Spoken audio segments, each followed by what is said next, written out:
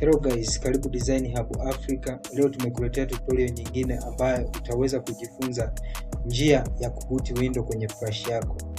Vipo vitu vitatu ambavyo unaweza kuzingatia ili uboot window yako, na hivyo vitu ni muhimu kuwa navyo.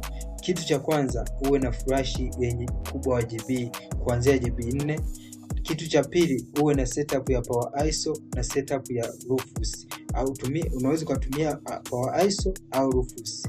Kitu cha tatu, uwe na setup ya window au images. Hapo ndipo unaweza kuboot window yako. Mimi leo naenda kukuelekeza jinsi ya kuboot window kutumia Power ISO. Twende step by step. Kitu cha kwanza, tuna plug kwenye ports ya PC, tunachomeka flash yetu. Chomeka flash yetu inasoma kama hivyo. Kitu cha pili, tunaenda kufungua Power ISO. Unaweza kuboot kupitia Power ISO, unaweza kufungua Power ISO moja kwa moja au kaenda kwenye image ya window ukadouble click ukafungua. Ila leo tunaenda step by step, nitakuelekeza njia ya kutumia Power ISO ukiwa una boot window. Tunakuja tunafungua Power ISO.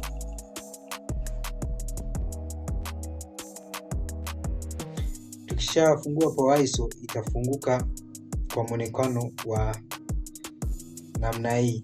Hapa vipo vitu vingi vya kuviangalia hapo kwenye dashboard, lakini hii hapa tutakata.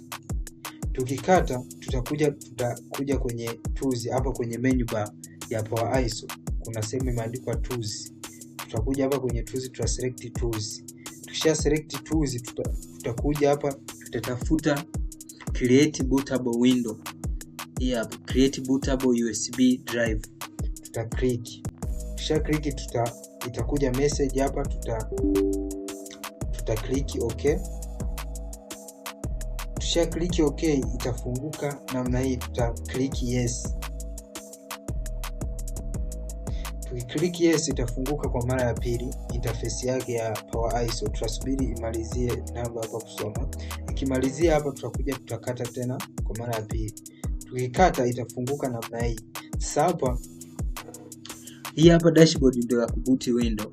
Hapo utaona kuna select source, kuna image file.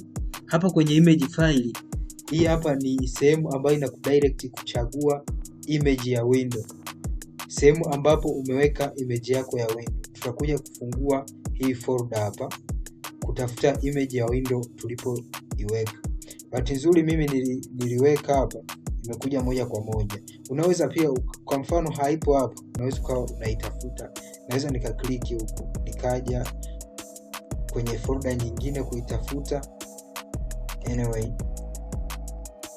kwa mfano ikiwa hapa mimi niliweka hapa window hii hapa, naifungua, tuna click hapa, tunakuja tuna open. Tukisha open utaiona imesoma hapa Windows 10 ISO original from Microsoft.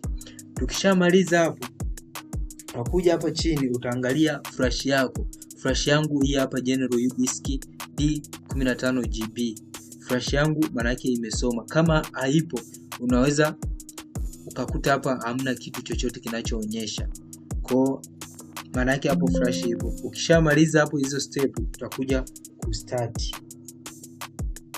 Uta click okay. Utasubiri isome kwa muda.